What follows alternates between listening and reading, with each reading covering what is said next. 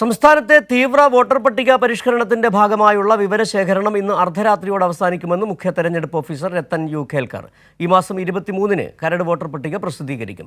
25 ലക്ഷത്തോളം പേരുടെ വിവരങ്ങൾ ശേഖരിക്കാൻ കഴിഞ്ഞിട്ടില്ലെന്നും ഫെബ്രുവരി 21 വരെയുള്ള 2 മാസ കാലയളവിൽ വോട്ടർമാർക്ക് പരാതികൾ അറിയിക്കാമെന്നും അദ്ദേഹം പറഞ്ഞു. എന്യൂമറേഷൻ ഫോം തിരികെ ലഭിക്കാത്തവരുടെ വിവരങ്ങൾ തെരഞ്ഞെടുപ്പ് കമ്മീഷൻ കഴിഞ്ഞ ദിവസമാണ് പ്രസിദ്ധീകരിച്ചത്. ഏകദേശം 25 ലക്ഷത്തോളം പേരുടെ വിവരമാണ് ശേഖരിക്കാനുള്ളത്.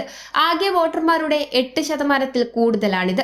ഇതിൽ മരിച്ചവർ 6.49 ലക്ഷവും കണ്ടെത്താനാകാത്തത് 6.89 ലക്ഷം പേരുമാണ്. സ്ഥലം മാറിയവർ 8.21 ലക്ഷം, ഇരട്ട വോട്ടുള്ളവർ 1.34 ലക്ഷം, ഫോം തിരികെ നൽകാൻ വിസമ്മതിച്ചവരടക്കമുള്ള മറ്റുള്ളവർ 1.86 ലക്ഷവുമാണ്. വിവരശേഖരണം അർദ്ധരാത്രിയോടെ അവസാനിക്കുമ്പോൾ ഈ മാസം 23-നാണ് കരട് വോട്ടർ പട്ടിക പ്രസിദ്ധീകരിക്കുക. ശേഷം തിരുത്തലുകൾക്കും പേര് ചേർക്കാനും ആക്ഷേപങ്ങൾ അറിയിക്കാനും ജനുവരി 22 വരെയാണ് സമയം. ഫെബ്രുവരി 21-ന് അന്തിമ വോട്ടർ പട്ടിക പ്രസിദ്ധീകരിക്കും. SIRയുടെ എന്യൂമറേഷൻ ഫേസ് ഇന്ന് മധ്യരാത്രിയോടുകൂടി പൂർത്തിയാവുകയാണ്.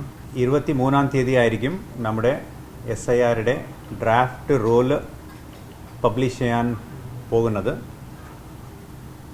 ഇന്ന് രാവിലെ 10 മണിയോടുകൂടി കേരളത്തിലെ 100% ഡിജിറ്റൈസേഷൻ നമുക്ക് പൂർത്തീകരിക്കാൻ സാധിച്ചിട്ടുണ്ട്. അൺകളക്റ്റബിൾസ് എന്ന് പറയുന്ന ഒരു കാറ്റഗറി ഉണ്ട്. അത് ഇപ്പോൾ 24.81 ലക്ഷമാണ്.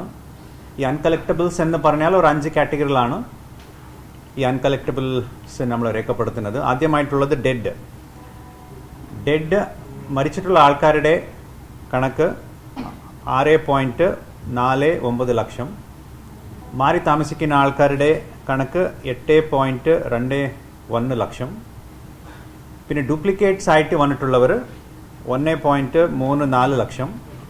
പിന്നെ അതേഴ്സ് കാറ്റഗറി എന്നറിയപ്പെടുന്നതിൽ 1.86 ലക്ഷമാണ്. ഇത്ര ആൾക്കാരാണ് 24.81 ലക്ഷം അൺകളക്റ്റബിൾസ് ആയി വന്നിട്ടുള്ളത്. രാജ്യത്തിന് പുറത്ത് ജനിച്ചവർക്ക് വോട്ടർ പട്ടികയിൽ പേര് ചേർക്കാനുള്ള അവസരം നിയമസഭാ തെരഞ്ഞെടുപ്പിന് മുമ്പ് തന്നെയുണ്ടാകുമെന്നും കമ്മീഷൻ അറിയിച്ചു.